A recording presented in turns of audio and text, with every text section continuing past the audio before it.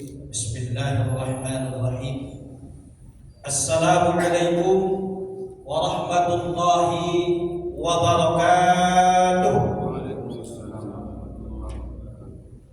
Alhamdulillah, alhamdulillahi rabbil alamin, alladzi khalaqal insana fi ahsani taqwim.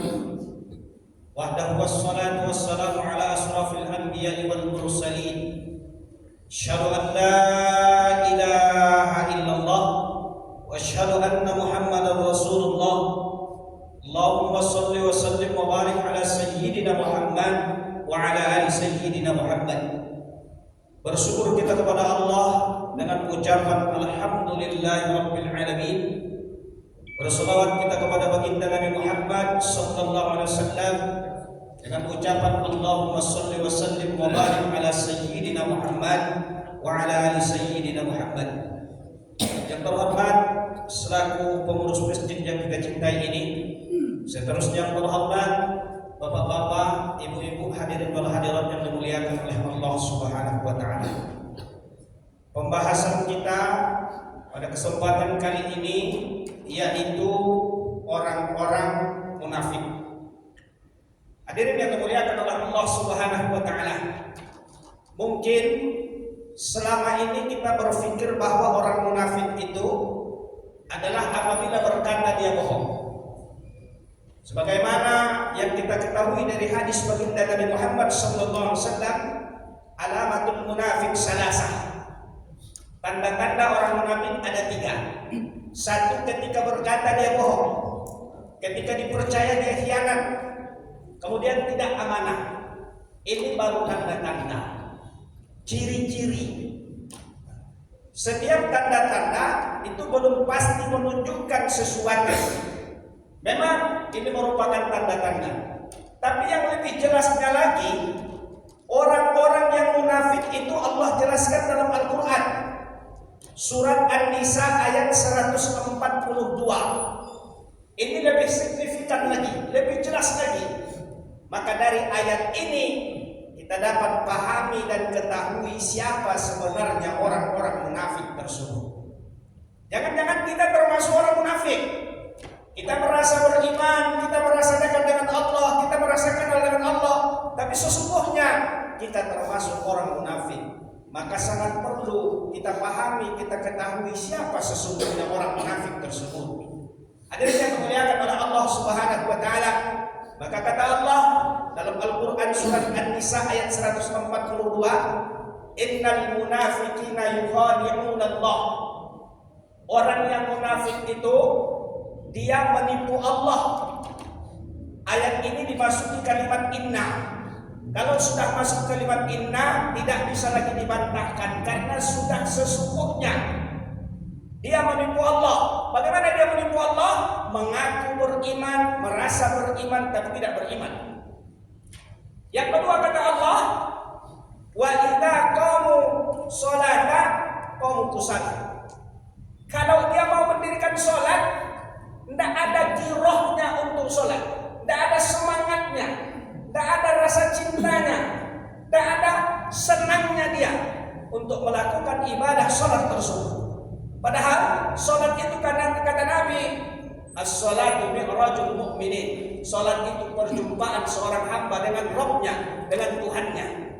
Kalau kita analogikan, ketika kita jarang jumpa dengan orang tua kita, atau jumpa dengan orang yang kita cintai, atau jumpa dengan orang yang selalu memfasilitasi kita, memberikan harta kepada kita tanpa pamrih, memberikan rumah misalnya, memberikan uang misalnya, memberikan segala-galanya. Tentu ketika mau jumpa ada rasa senang perasaan kita, ada rasa gembira perasaan kita. Begitu juga ketika melakukan ibadah sholat, kalau tidak ada perasaan senang kita, gembira kita, semangatnya kita untuk mendirikan sholat, maka ini termasuk orang yang munafik di hadapan Allah Subhanahu wa taala. Termasuk orang yang disampaikan Allah, orang yang munafik. Kalau tak ada perasaan senang kita, giroh kita, semangat kita untuk melakukan ibadah sholat. Hadirin, yang dimuliakan oleh Allah Subhanahu wa taala. Ini yang kedua.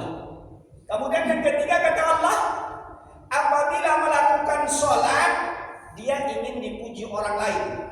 Setiap ibadahnya, setiap perbuatannya dia lakukan harap dengan pujian orang lain, harap dengan sanjungan orang lain, harap dengan pujian-pujian dari makhluk, bukan dari Allah Subhanahu wa taala.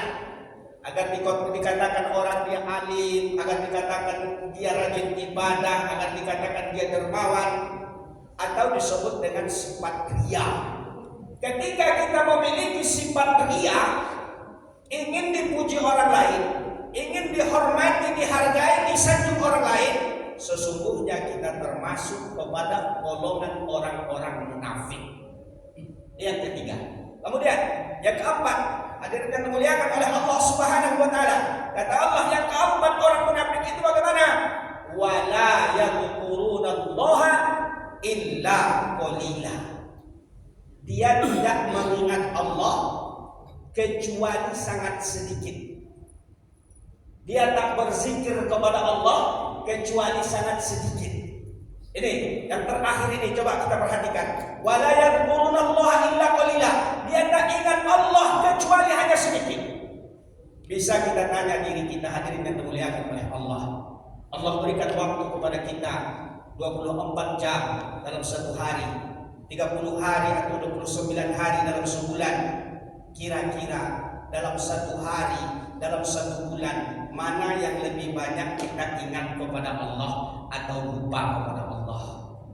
Kalau lebih banyak hati kita lupa kepada Allah, berarti kita masih termasuk orang-orang yang munafik di hadapan Allah Subhanahu wa taala.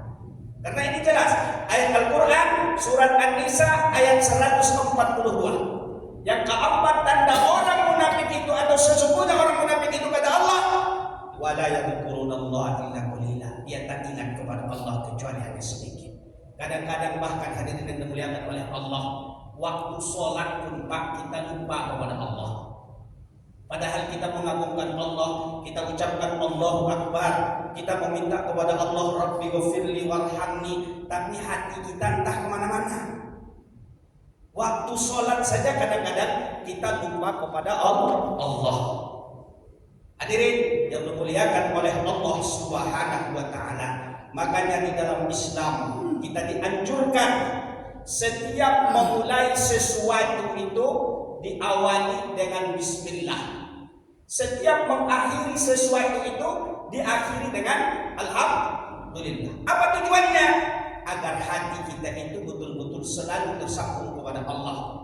Apapun aktivitasnya, ya, kecil pakai baju, Pak, ya, kecil rasanya pakai baju pun hendaknya kita baca bismillah. Tidak hanya ketika mau makan, kecil mau menghidupkan menstandar mobil kita baca bismillah. Kecil kita mau pakai sandal, baca bismillah. Makanya Nabi tegaskan, kullu amrin zibal, setiap sesuatu itu la yabda'u bihi bismillahirrahmanirrahim wa huwa aqta au abatar. Setiap perkara, setiap perbuatan tidak diawali dengan ucapan bismillahirrahmanirrahim, maka dia terputus keberkahannya, tidak ada nilainya di hadapan Allah Subhanahu wa taala. Hadirin yang dimuliakan oleh Allah Subhanahu wa taala, maka perlu kita renungkan tanda-tanda ataupun orang yang munafik yang disebutkan oleh Allah ini. Jangan-jangan kita termasuk orang yang munafik, merasa kita beriman, merasa kita orang yang dekat dengan Allah, tapi kita termasuk orang yang munafik. Yang pertama, dia menipu Allah dengan merasa beriman tapi tak beriman. Yang kedua, apabila dia sholat tak ada semangat, tak ada giroh, tak ada rasa cinta, tak ada rasa senang di hatinya. Yang ketiga, perbuatan atau ibadahnya penuh dengan dia ingin dinilai, dipuji orang lain. Dan yang keempat, dia sangat sedikit mengingat Allah Subhanahu wa taala. Allah berikan waktu kepada dia, tapi waktu itu sibuk dengan kehidupan dunia dan dia lupa hatinya, tak tersambung hatinya kepada Allah. Hadirin yang dimuliakan oleh Allah Subhanahu wa taala, Untuk itu selalu kita berusaha banyak-banyak mengingat Allah agar kita tidak termasuk orang-orang yang munafik. Ini saja yang dapat kami sampaikan. Akhir kata, Assalamualaikum warahmatullahi wabarakatuh.